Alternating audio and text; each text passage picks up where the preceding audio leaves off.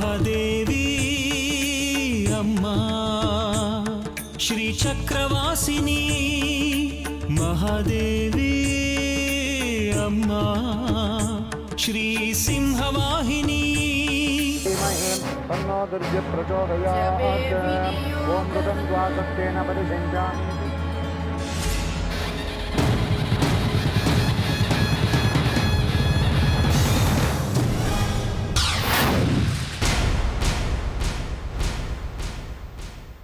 ಇನ್ನು ಶ್ರೀಚಕ್ರ ವಶಪಡಿಸಿಕೊಳ್ಳೋದಷ್ಟೇ ಬಾಕಿ.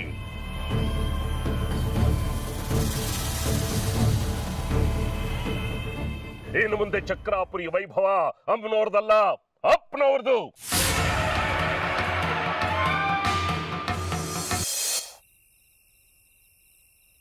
ಅಪ್ಪ, ನೀವು ತಪ್ಪು ತಿಳಿಯೋಲ್ಲ ಅಂದ್ರೆ ಒಂದು ಮಾತು. ನೀನು ತಪ್ಪು ಮಾತಾಡೋಲ್ಲ ಅನ್ಕೊಂಡಿದ್ದೀನಿ. ನಾವೆಲ್ಲ ಸೇರಿ ಒಂದು ತೀರ್ಮಾನಕ್ಕೆ ಬಂದಿದ್ದೀವಿ, ಅದನ್ನ ನಿಮ್ಗೆ ಹೇಳೋಣ ಅಂತ. ನೀವೆಲ್ಲರೂ ಸೇರಿ ಮಾತಾಡಿದಾಗಲೇ ನನ್ನೂ ಕರಿಬೋದಾಗಿತ್ತು. ಹೀಗೆ ಪ್ರತ್ಯೇಕವಾಗಿ ಬಂದು ಮಾತಾಡೋ ಅಗತ್ಯನೇ ಇರ್ತಾ ಇರಲಿಲ್ಲ. ಎಲ್ಲರೂ ಸೇರಿ ತೀರ್ಮಾನ ಮಾಡಿರೋದು ನನಗೆ ಸಂಬಂಧಪಟ್ಟಿದ್ದೇ ಇರಬೇಕು. ಕೇಳಬೇಕಾಗಿರೋದು ನನ್ನ ಧರ್ಮ. ಹೇಳು. ಅದು ಏನು ಅಂದರೆ, ಪೀಠಿಗೆ ಬೇಡ, ವಿಷಯಕ್ಕೆ ಬಾ. ನೀವು ಕರ್ಕೊಂಡು ಬಂದಿರೋ ಹುಡುಗಿ, ನಾನು ಕರ್ಕೊಂಡು ಬಂದಿರೋ ಹುಡುಗಿ ಯಾರು ಅಂತ ಎಲ್ರಿಗೂ ತಿಳಿಲಿ ಅಂತ. ಇದೇ ನಿಮ್ಮ ತೀರ್ಮಾನನಾ? ಅಲ್ಲ, ನಾನು ಕರ್ಕೊಂಬಂದಿರೋ ಹುಡುಗಿ ಯಾರಾದ್ರೇನು, ನಿಮ್ಮ ಒಮ್ಮತದ ತೀರ್ಮಾನ ಅದೇನು ಹೇಳಿ. ಆ ಹುಡುಗಿ ಯಾರೋ ಏನೋ, ಅವಳು ಇಲ್ಲಿರೋವರೆಗೂ ನಾನೊಂದು ಅಗಳು ಊಟ ಮಾಡಲ್ಲ ಅಂತ ಅಮ್ಮ ಹೇಳಿಬಿಟ್ರು. ಇದು ನಿಮ್ಮ ಅಮ್ಮನ ತೀರ್ಮಾನನಾ? ಹೀಗೆ ಹೇಳಿ ಅಮ್ಮ ಹೊರಗಡೆ ಬಾವಿ ಕಟ್ಟೆ ಮೇಲೆ ಕೂತಿದ್ದಾರೆ. ಅದಕ್ಕೆ ನನ್ನೇನು ಮಾಡಬೇಕು ಅಂತೀರಿ? ಅದಕ್ಕೆ ಆ ಹುಡುಗಿನ ಮನೆಯಿಂದ ಅದೇನು ಅಂತ ಸ್ಪಷ್ಟವಾಗಿ ಹೇಳು. ಹೇಳೋದಕ್ಕೆ ತಡವರಿಸ್ಬೇಡ. ಆ ಹುಡುಗಿನ ಮನೆಯಿಂದ ಹೊರಗಡೆ ಕಳಿಸ್ದೇ ಇದ್ರೆ ಉಪವಾಸ ಇದ್ಕೊಂಡು ಪ್ರಾಣ ಬಿಡ್ತೀನಿ ಅಂತ ಅಮ್ಮ. ಇದು ನಿಮ್ಮ ಅಮ್ಮನ ತೀರ್ಮಾನ ತಾನೇ? ಅವಳ ಬುದ್ಧಿ ನನಗೆ ಗೊತ್ತು. ನಾನು ಅವಳನ್ನ ಸಮಾಧಾನ ಮಾಡ್ತೀನಿ, ನೀನು ಚಿಂತೆ ಬಿಡು. ಇನ್ನೇನು? ಅದು ನನಗೂ ಇಷ್ಟ ಇಲ್ಲಪ್ಪ ಆ ಹುಡುಗಿ ಮನೇಲಿರೋದು. ಮಾವ, ನನಗೂ ಸರಿ ಹೋಗ್ತಾ ಇಲ್ಲ. ಈ ಹುಡುಗಿ ಮನೆ ತುಂಬ ಮಡಿ ಮೈಲಿಗೆ ಇಲ್ಲದೆ ಓಡಾಡ್ಕೊಂಡಿರೋದು. ಎಲ್ಲಿಗೆ ಬಂದು ತಲುಪಿದ್ದೀವಿ ನೋಡಿ ನಾವೆಲ್ಲರೂ. ತಾಯಿಗೆ ಬೇಕು ಅನಿಸಿದ್ದು ನಿಮಗೆ ಬೇಡ. ಅವಳು ಇಲ್ಲಿರಬೇಕು ಅನ್ನೋದು ನನ್ನ ತೀರ್ಮಾನ ಅಲ್ಲ, ಅದು ಮಹಾತಾಯಿ ಸಂಕಲ್ಪ. ಅಪ್ಪ, 23 ವರ್ಷಗಳ ಹಿಂದೆ ಇದೇ ಅಮ್ಮನವ್ರ ಸಂಕಲ್ಪ ಅಂತ ನೀವು ಮನೆ ಬಿಟ್ಟು ಹೋದ್ರಿ. ಅದರಿಂದ ನಮ್ಮ ಮನೆಗೆ ಏನೂ ಒಳ್ಳೇದಾಗಲಿಲ್ಲ. ಅಮ್ಮನವ್ರ ಸಂಕಲ್ಪ ಸಂಕಲ್ಪ ಅಂತ ಕೇಳಿ ಕಿವಿ ತೂತು ಬಿದ್ದು ಹೋಗಿದೆ. ಈಗೇನು, ಆ ಹುಡುಗಿ ಈ ಮನೆ ಒಳಗಿರಬಾರ್ದು ಅಷ್ಟೇ ತಾನೇ? ಆ ಹುಡುಗಿ ಇನ್ಮೇಲೆ ಜಗಲಿ ಮೇಲೆ ಇರ್ತಾಳೆ. ನಿಮ್ಗೆ ಯಾರಿಗೂ ತೊಂದರೆ ಕೊಡಲ್ಲ, ಆಗಬಹುದಾ? ಈಗ ನಿಮ್ಮಮ್ಮನಿಗೆ ವಿಷಯ ಎಲ್ಲ ಹೇಳಿ ಒಳಗೆ ಬಂದು ಊಟ ಮಾಡೋಕೆ ಹೇಳು.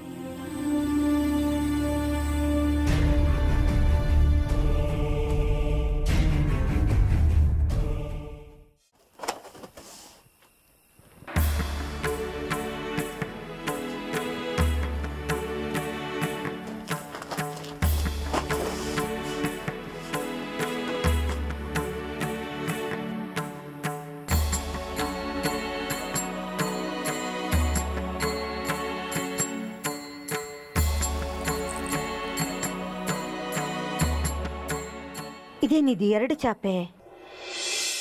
ಒಂದು ನನಗೆ, ಇನ್ನೊಂದು ಆ ಹುಡುಗಿಗೆ. ನೀವು ಜಗಲಿ ಮೇಲೆ ಮಲಿಕೊಳ್ಳಿ ಅಂತಲ್ಲ ನಾವು ಹೇಳಿದ್ದು. ನಿಮ್ಮನ್ನು ಇಲ್ಲಿ ಬಿಟ್ಟು ನಾವು ಒಳಗಡೆ ಮಲಗೋದಾ? ಬನ್ನಿ ಒಳಗಡೆ.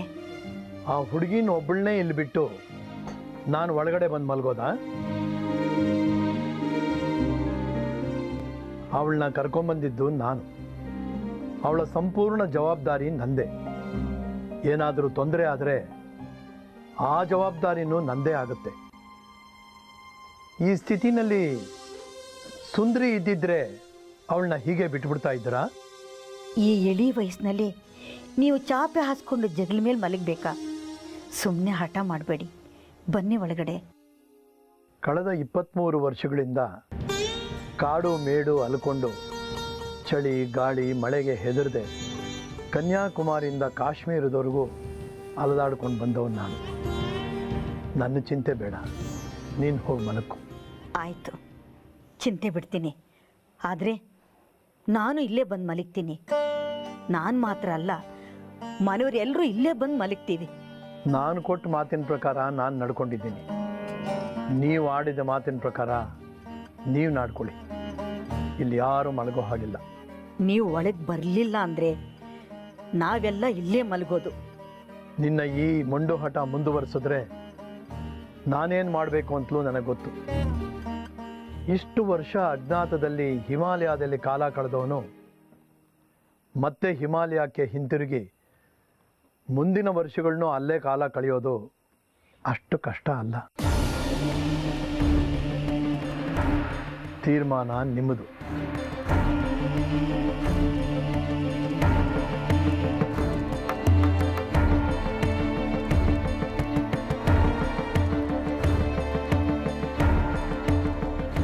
ತಾಟಿಗೆ ರಾಕ್ಷಸಿ ಇವಳು ಬಂದಿದ್ದು ನಮ್ಮ ಯಜಮಾನ್ರನ್ನ ನಮ್ಮಿಂದ ದೂರ ಮಾಡಿಬಿಟ್ಲು. ಮನೆ ವಾತಾವರಣನೆಲ್ಲ ಹಾಳು ಮಾಡಿಬಿಟ್ಲು. ಇವಳಿಗೆ ಒಳ್ಳೇದಾಗಲ್ಲ, ಇವಳಿಗೆ ಒಳ್ಳೇದಾಗಲ್ಲ.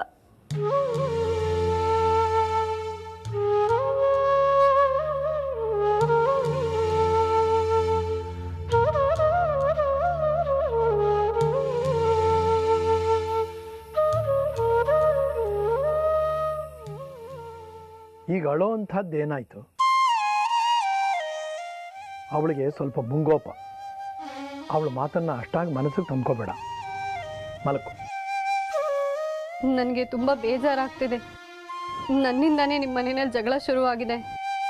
ನಮ್ಮೂರಲ್ಲಿ ಯಾರೇ ಜಗಳ ಆಡಿದ್ರು ನಾನೇ ಬಿಡಿಸ್ತಿದ್ದೆ, ತೀರ್ಮಾನ ಮಾಡಿಸ್ತಿದ್ದೆ. ನಿಮ್ಮ ಸಂಸಾರದ ಜಗಳಕ್ಕೆ ನಾನೇ ಕಾರಣ ಆಗಿದ್ದೀನಿ. ಬಿಸಿಲು ಮಾರಮ್ಮ ನಾಣೆಗೂ ನನಗಿದಿಷ್ಟ ಇಲ್ಲ. ಅವಳಿಗಾಗಲಿ ಮನೆಯವ್ರಿಗಾಗಲಿ ನೀನು ಯಾಕೆ ಇಲ್ಲಿಗೆ ಬಂದಿದ್ದೀಯಾ ಅನ್ನೋ ವಿಷಯ ಗೊತ್ತಿಲ್ಲ. ಗೊತ್ತಾದ ಮೇಲೆ ಅವರೇ ಬಂದು ನಿನ್ನ ಮುದ್ದಾಡ್ತಾರೆ ಮಗು. ಅಮ್ಮನವ್ರ ಸೂಚನೆ ಸಿಕ್ಕ ಮೇಲೆ ನಾನೇ ವಿಷಯನ ಎಲ್ರಿಗೂ ಹೇಳ್ತೀನಿ. ಅಲ್ಲಿವರೆಗೂ ಸಣ್ಣ ಪುಟ್ಟ ಮಾತುಗಳು ಮನಸ್ತಾಪಗಳು ಬರ್ತಾನೇ ಇರುತ್ತೆ. ಅದನ್ನು ನೀನು ಸಹಿಸ್ಕೋಬೇಕು. ನನಗೆ ಅಮ್ಮ ಅಜ್ಜಿ ಎಲ್ಲ ಬಿಸಿಲು ಮಾರಿನೇ. ನಮ್ಮಪ್ಪ ನನಗೆ ತುಂಬ ಪ್ರೀತಿ ಕೊಟ್ಟಿದ್ದಾನೆ. ಒಂಟಿಯಾಗಿ ಬೆಳೆದ ನನಗೆ ಇಲ್ಲಿಗೆ ಬಂದ ಮೇಲೆ, ಈ ಮನೆ ಜನಗಳನ್ನ ನೋಡಿದ ಮೇಲೆ ನಿಜವಾಗ್ಲೂ ಅಮ್ಮ ಅಜ್ಜಿ ಅಣ್ಣ ಎಲ್ಲ ಹೇಗಿರ್ತಾರೆ ಅಂತ ಗೊತ್ತಾಯಿತು. ಎಷ್ಟೋ ವರ್ಷದ ಮೇಲೆ ನೀವು ನಿಮ್ಮ ಸಂಸಾರನ ನೋಡ್ತಿದ್ದೀರಾ. ಸಂತೋಷವಾಗಿರ್ಬೇಕಾದವರು ಹೀಗೆ ಜಗಳ ಆಡ್ಕೊಂಡಿರೋದು ನೋಡೋಕ್ಕಾಗಲ್ಲ ನನಗೆ. ಆ ಬಿಸಿಲು ಮಾರಮ್ಮ ನನ್ನ ಕ್ಷಮಿಸೋದಿಲ್ಲ.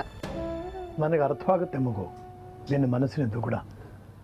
ಮನಸ್ಸು ಗಟ್ಟಿ ಮಾಡ್ಕೊ, ಎಲ್ಲ ಸರಿ ಹೋಗುತ್ತೆ. ತಾಳ್ಮೆ ಇರಲಿ. ನೀವೇನೇ ಹೇಳಿ, ನನ್ನಿಂದ ನಿಮ್ಮ ಮನೆಯಲ್ಲಿ ಜಗಳ ಆಗ್ತಿರೋದು ನನಗೆ ನೋಡೋಕ್ಕಾಗಲ್ಲ. ನನಗೆ ಜಗಳ ಬಿಡ್ಸೋಕ್ಕಾಗದೇ ಇದ್ದರೂ ನಾನೇ ಜಗಳಕ್ಕೆ ಕಾರಣ ಆಗೋದು ಸರಿಯಲ್ಲ. ನಿಮ್ಮ ದಮ್ಮಯ್ಯ ಅಂತೀನಿ, ನನ್ನ ಬಿಟ್ಬಿಡಿ. ನಾನು ನಮ್ಮೂರಿಗೆ ಹೊರಟೋಗ್ತೀನಿ. ಹುಚ್ಚು ಹುಡುಗಿ, ಪದೇ ಪದೇ ನೀನು ಹೀಗೆಲ್ಲ ಮಾತಾಡೋ ಹಾಗಿಲ್ಲ. ನಿನ್ನನ್ನು ನಿಮ್ಮೂರಿಗೆ ವಾಪಸ್ ಕಳಿಸೋದೇ ಆಗಿದ್ದರೆ ಇಲ್ಲಿವರೆಗೂ ಕಾಯಬೇಕಾಗಿಲ್ಲ. ಯಾವುದೇ ಕಾರಣಕ್ಕೂ ನೀನು ಇಲ್ಲಿಂದ ಹೋಗೋ ಹಾಗಿಲ್ಲ. ನನಗೆ ಹಿಂಸೆ ಆಗ್ತಿದೆ, ಅರ್ಥ ಮಾಡ್ಕೊಳ್ಳಿ. ನಿಮಗೆ ಕೈ ಮುಗಿದು ಕೇಳ್ಕೊತೀನಿ, ನನಗೆ ಹೋಗೋದಕ್ಕೆ ಬಿಟ್ಬಿಡಿ. ಮಗು, ಎಲ್ಲದಕ್ಕೂ ಒಂದು ಕಾರಣ ಇರುತ್ತೆ. ಇಲ್ಲಿ ಅಮ್ಮನವ್ರ ಸೂಚನೆ ಇಲ್ಲದೆ ಒಂದು ಹುಲ್ಲುಕಡ್ಡಿ ಕೂಡ ಅಲುಗಾಡಮ್ಮ. ಹೊಸ ಜಾಗ, ಹೊಸ ಜನ, ಒಬ್ಬರನ್ನೊಬ್ಬರು ಅರ್ಥ ಮಾಡ್ಕೊಳ್ಳೋಕ್ಕೆ ಸ್ವಲ್ಪ ಸಮಯಾವಕಾಶ ಬೇಕು. ಇದೇ ಕೊನೆ ಸಲ ನಿನಗೆ ಹೇಳ್ತಾ ಇದ್ದೀನಿ, ಇನ್ಯಾವತ್ತೂ ಮರಳಿ ವಾಪಸ್ ಹೋಗೋ ವಿಷಯ ಮಾತಾಡಬೇಡ. ಆ ಯೋಚನೆಗಳನ್ನ ಮನಸ್ಸಿನಿಂದ ಕಿತ್ತಾಕು. ಈಗ ಮಲಕ್ಕೋ. ಬೆಳಗ್ಗೆ ಬೇಗ ಏಳಬೇಕು. ನೀನೇ ದೇವಸ್ಥಾನದ ಕಸ ಗುಡಿಸಿ ದೀಪ ಬೆಳಗಬೇಕು. ಮಾಡಬೇಕಾದ ಕೆಲಸಗಳು ಬೇಕಾದಷ್ಟಿದೆ. ಬೇಡದೇ ಇರೋ ವಿಚಾರಗಳನ್ನ ತಲೆಗೆ ಹಾಕೋಬೇಡ. ಈಗ ಮಲಕ್ಕೋ.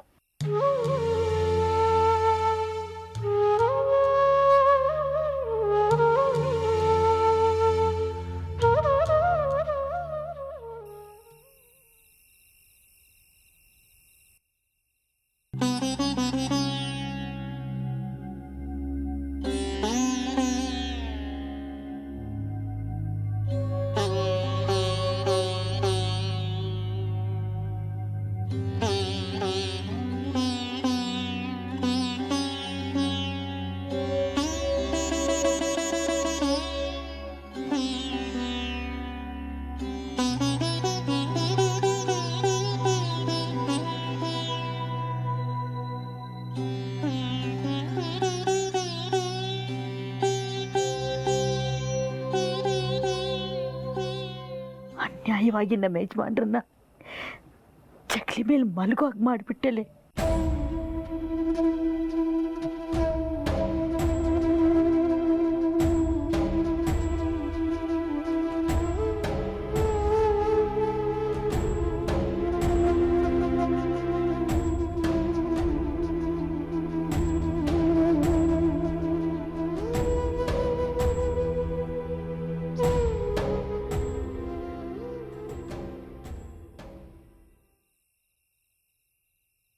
ಐನೋರೇ, ನನ್ನ ಕ್ಷಮಿಸ್ಬಿಡಿ.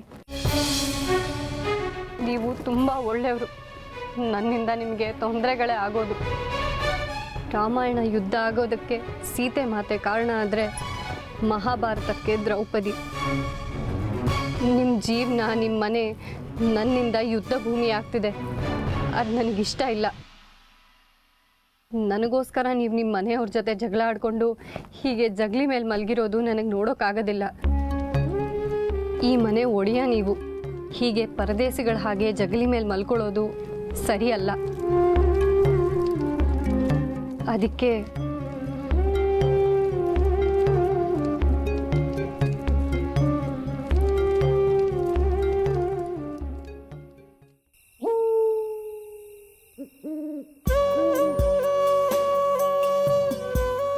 ಈ ದರಿದ್ರ ಎಲ್ಲಿಂದ ಬಂದು ಒಕ್ಕರ್ಸ್ಕೊಂತ ನಮ್ಮ ಮನೆಗೆ.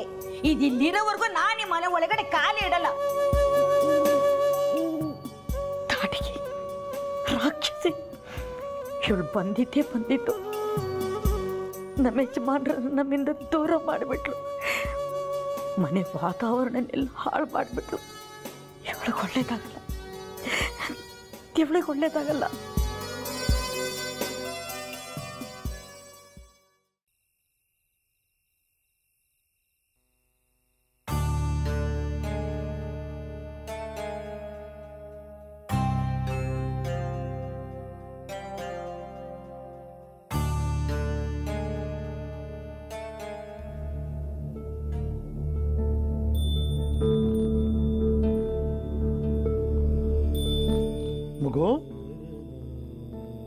ಮಗು ಎಲ್ಲಿ ಹೋದ್ಲು?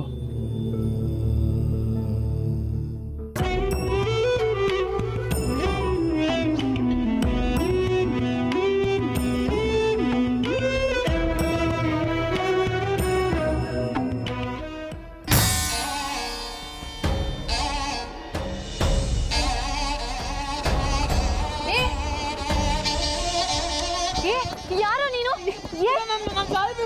ಸಾಯ್ಬೇಡ ಇರೋ. ಬಿಡು, ತೆಗಿಯೋ. ನಾನು ಸಾಯ್ಬೇಕು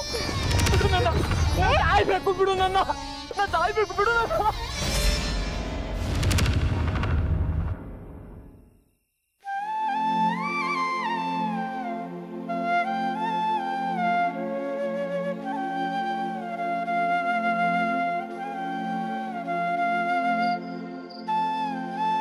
ಅಳೋದ್ ನಿಲ್ಸು ಮೊದ್ಲು. ಗಂಡ್ಸಾಗಿ ಹೀಗೆ ಅಳ್ತಿಯಲ್ಲ, ನಾಚಿಕೆ ಆಗೋದಿಲ್ವಾ? ನೀನ್ ಅಳೋದ್ ನಿಲ್ಸಲಿಲ್ಲ ಅಂದ್ರೆ ಇನ್ನೊಂದು ಕೊಡ್ತೀನಿ.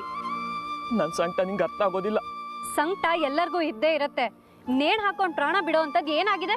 ಇದೆಲ್ಲ ನಿಂಗೆ ಅರ್ಥ ಆಗಲ್ಲ. ಯಾಕೆ ಬಂದೆ ನೀನು? ನಾನು ಸಾಯ್ಬೇಕು. ಯಾಕೆ ಬಂದೆ ಅಂತ ನನ್ನೇ ಕೇಳ್ತೀಯ? ಮನುಷ್ಯನೇನೋ ನೀನು? ಹಾಳಾಗ್ ಹೋಗು. ಸಾಯ್ಲೇಬೇಕಿದ್ರೆ ಸಾಯಿ, ಆದ್ರೆ ಕಾರಣ ಹೇಳ್ಬಿಟ್ ಸಾಯಿ.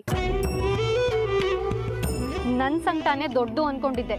ಅದೇನಪ್ಪ ನಿನ್ ಸಂಕಟ? ಹೇಳು, ನಾನು ಸ್ವಲ್ಪ ಕೇಳ್ತೀನಿ. ನನ್ ಸಂಕಟ ದೊಡ್ಡ, ನಿನ್ ಸಂಕಟ ದೊಡ್ಡ ಅಂತ ನೋಡೋಣ. ತ್ರಿಪುರ ಸುಂದರಿ ದೇವಸ್ಥಾನದ ಹೊರಗಡೆ ಚಪ್ಪಲಿ ಕಾಯೋ ಕೆಲಸ ನಂದು. ಈ ಊರಲ್ಲಿ ನಾನು ಅಮ್ಮ ಇಬ್ಬರೇ ಇರೋದು. ಊರಲ್ಲಿರೋರು ಯಾರು ನಮ್ಮನ್ನು ಸರಿಯಾಗಿ ಮಾತಾಡ್ಸಲ್ಲ. ಎಲ್ರಿಗೂ ನಮ್ಮ ಕಡೆ ಅಸಡ್ಡೆ. ಆದರೆ ದೇವಸ್ಥಾನದಲ್ಲಿ ಕಸ ಗುಡ್ಸೋ ಹುಡುಗಿ ನನ್ನನ್ನು ಪ್ರೀತಿ ವಿಶ್ವಾಸದಿಂದ ಮಾತನಾಡ್ಸೋಳು. ಅವಳೇ ನನ್ನ ಜೀವದ ಗೆಳತಿ. ದಿನಾರು ಏನಾರು ತಿಂಡಿ ಮಾಡ್ಕೊಬರೋಳು. ತುಂಬ ಹೊತ್ತು ಮಾತಾಡ್ತಿದ್ವಿ, ಆಟ ಆಡ್ತಿದ್ವಿ, ಚೆನ್ನಾಗಿದ್ವಿ. ನನ್ನ ಕಷ್ಟನ ನಾನು ಹೇಳ್ಕೊತಿದ್ವಿ, ಅವಳ ಕಷ್ಟ ನನ್ನ ತಿಳ್ಕೊತಿದ್ವಿ. ಆದರೆ ಇದ್ದಕ್ಕಿದ್ದಾಗೆ ನನ್ನ ಬಿಟ್ಟು ಹೊರಟೋಗ್ಬಿಟ್ಲು. ಅದಕ್ಕೆ ನೀನ್ ನೇಣ್ ಹಗ್ಗ ಹಿಡ್ಕೊಂಡು ಬಂದ್ಯಾ? ವಾಪಸ್ ಬರ್ದೇ ಇರೋ ಜಾಗಕ್ಕೆ ಸುಂದ್ರಿ ಹೊರಟೋಗ್ಬಿಟ್ಲು. ಸುಂದ್ರಿ ಸತ್ತೋಗ್ಬಿಟ್ಲು. ಏನಂದೆ? ಸುಂದ್ರಿನಾ? ತ್ರಿಪುರ ಸುಂದ್ರಿ ಅಂತ ಅವಳ ಹೆಸರು. ಊರವರೆಲ್ಲ ಸುಂದ್ರಿ ಅಂತ ಕರೀತಿದ್ರು. ಆದರೆ ಅವಳ ಸಾವಿಗೆ ನಾನೇ ಕಾರಣ ಅಂತ ಅವ್ರ ಮನೆಯವರೆಲ್ಲ ನಂಬಿದ್ದಾರೆ. ನನ್ನ ಮೇಲೆ ಅನುಮಾನ ಪಡ್ತಿದ್ದಾರೆ. ಅಂದರೆ ಅದೊಂದು ದೊಡ್ಡ ಕತೆ. ನನ್ನ ಜೀವದ ಗೆತ್ತಿಲ್ಲದೂರಲ್ಲಿ ಅವಳನ್ನು ನಾನು ಸಾಯಿಸಿದ್ದೀನಿ ಅಂತ ಅಪೋದ ಹೊತ್ಕೊಂಡು ನಾನಿರಲ್ಲ. ನಾನು ಸಾಯ್ತೀನಿ, ವಿಷಯನಾದರೂ ಕೂಡ ಸಾಯ್ತೀನಿ. ನಾಚಿಕೆ ಆಗಲ್ವಾ ನಿನ್ನ ಜನ್ಮಕ್ಕೆ? ಅವಳ ಸಾವಿಗೆ ನಾನೇ ಕಾರಣ ಅನ್ನೋ ಅಪೋದನ ಅದು ಸಹಿಸೋಕ್ಕಾಗ್ತಾ ಇಲ್ಲ. ಅವಳ ಸಾವಿಗೆ ನಾನು ಕಾರಣ ಅಲ್ಲ ಅಂತ ಎಷ್ಟು ಹೇಳಿದ್ರು ಅವ್ರ ಮನೆಯವ್ರು ನಂಬ್ತಾ ಇಲ್ಲ. ಅದಕ್ಕೆ ನೀನು ನೇಣು ಹಾಕೊಂಡ್ಬಿಟ್ರೆ ಅವರೆಲ್ಲ ನಂಬಿಡ್ತಾರ? ಇಲ್ಲ ಸತ್ತೋಗಿರೋ ನಿನ್ನ ಜೀವದ ಗೆಳತಿ ಮತ್ತೆ ಬಂದ್ಬಿಡ್ತಾಳ? ನೀನು ಸತ್ತು ಹೋದ್ರೆ ನಿನ್ನ ತಪ್ಪನ್ನ ನೀನೇ ಒಪ್ಕೊಂಡ ಹಾಗೆ ತಿಳ್ಕೊ. ನನ್ನ ಜೀವ ನಾನು ಏನಾದ್ರು ಮಾಡ್ಕೋತೀನಿ, ನಿಂಗೇನು? ನೀನು ಯಾರು ಅಂತ ನಂಗೆ ಗೊತ್ತಿಲ್ಲ, ನಾನು ಯಾರು ಅಂತ ನಿಂಗೆ ಗೊತ್ತಿಲ್ಲ. ನನ್ನನ್ನು ಯಾಕೆ ಉಳಿಸ್ದೆ? ಇಷ್ಟೊತ್ತಲ್ಲಿ ಇಲ್ಲೇನು ಮಾಡ್ತಿದ್ಯಾ? ಎಲ್ಲಿಗೆ ಹೊರಟೆ? ಯಾವೂರು ನಿಂದು? ನಿನ್ನ ಯಾವತ್ತೂ ನಮ್ಮೂರಲ್ಲಿ ನೋಡೇ ಇಲ್ಲ. ಹೇಗೆ ನೋಡೋಕ್ಕಾಗತ್ತೆ? ಐನೋರು ನನ್ನನ್ನು ಇಲ್ಲಿಗೆ ಕರ್ಕೊಂಡು ಬಂದು 2 ದಿವಸ ಆಗಿದೆ ಅಷ್ಟೇ. ಅವರು ತುಂಬ ಒಳ್ಳೆಯವರು. ಅವ್ರು ನನ್ನನ್ನು ಸುಂದ್ರಿ ಅಂತಲೇ ಕರೆಯೋದು. ಸುಂದ್ರಿ ಅಂತನ? ಯಾರದು ಐನೋರು? ನನಗೇನು ಗೊತ್ತು. ಅವರು ನನ್ನ ಸುಂದ್ರಿ ಅನ್ನೋರ ಮನೆಗೆ ಕರ್ಕೊಂಡು ಬಂದಿದ್ದಾರೆ. ಸುಂದ್ರಿ ಮನೆಗ? ಅವ್ರ ಮನೆಯವರೆಲ್ಲ ತುಂಬ ಒಳ್ಳೆಯವರೇ. ಆದರೆ ನನ್ನ ಕಂಡ್ರೆ ಅವ್ರಿಗೆ ಯಾಕೋ ಕೋಪ.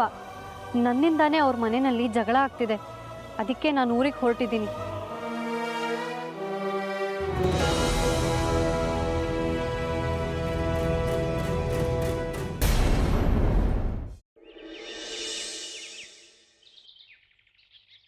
ನೀವೆಲ್ಲ ಎಂಥ ತಪ್ಪು ಮಾಡಿದ್ದೀರಾ ಅಂತ ನಿಮಗೆ ಗೊತ್ತಾಗ್ತಾ ಇಲ್ಲ.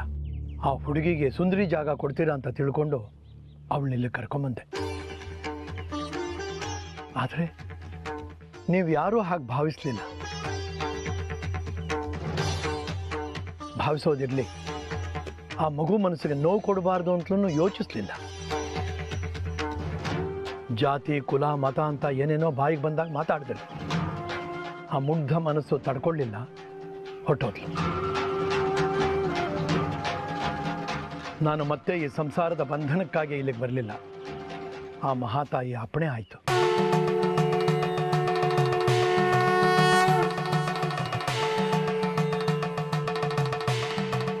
ಶ್ರೀಚಕ್ರ ಉದ್ಭವ ಆಗೋ ಸಮಯಕ್ಕೆ ಆ ಹುಡುಗಿ ಇಲ್ಲಿರಬೇಕು ಅನ್ನೋ ಆ ತಾಯಿ ಅಪ್ಪಣೆನ ಪಾಲಿಸಿದೆ. ಮೊದಲೇ ಹೇಳೋದಲ್ವಾ ಅಪ್ಪ ಈ ವಿಷಯನ? ಎಲ್ಲನೂ ಮುಗುಮ್ಮಾಗಿಡ್ತೀರಾ. ಈಗಲೂ ಅಷ್ಟೇ, ಆ ಹುಡುಗಿ ಬಗ್ಗೆ ನಮಗೇನು ಗೊತ್ತು ಹೇಳಿ? ಆ ಹುಡುಗಿ ಬಗ್ಗೆ ತಿಳ್ಕೋಬೇಕು ಅನ್ನೋ ಆಸಕ್ತಿ ಅಲ್ವಾ ನಿಮಗೆ? ಅವಳ ಹೆಸರು ಜಾಜಿ ಅಂತ. ಆ ಹುಡುಗಿ ವಿಚಾರದಲ್ಲಿ ಎಂಥ ಪವಾಡ ನಡೀತು ಅಂತ ನಿಮಗೆ ಗೊತ್ತಿಲ್ಲ. ಸತ್ತೋಗಿದ್ಲು ಅವಳು.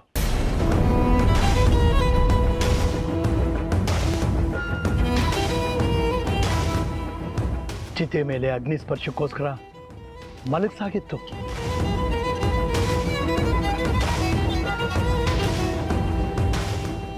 ಚಿತೆಗೆ ಬೆಂಕಿ ಇಟ್ಟ ನಂತರ ಬೆಂಕಿನ ಆರಿಸಿ ಎಪ್ಸಿದ್ದವಳನ್ನ.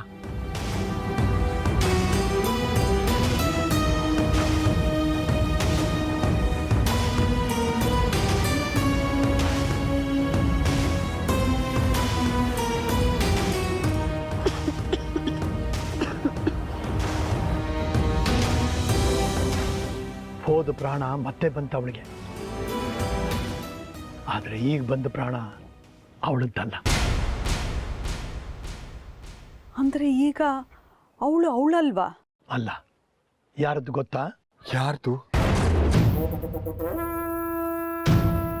ಅದನ್ನ ಹೇಳೋಕೆ ಮಹಾತಾಯಿ ಅನುಮತಿ ಇಲ್ಲ.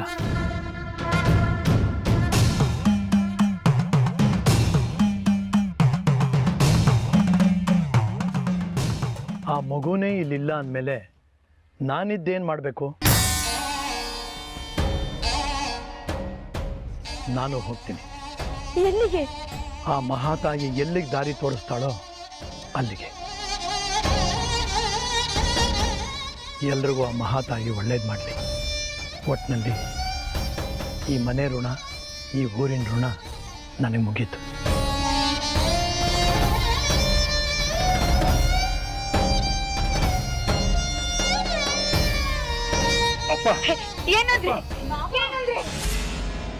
ನೋಡಿ, ಆ ಮಹತಾಯಿ ಆಶೀರ್ವಾದದಿಂದ ಇಷ್ಟು ವರ್ಷಗಳ ಮೇಲೆ ನಮಗೆ ಸಿಕ್ಕಿದ್ರಿ.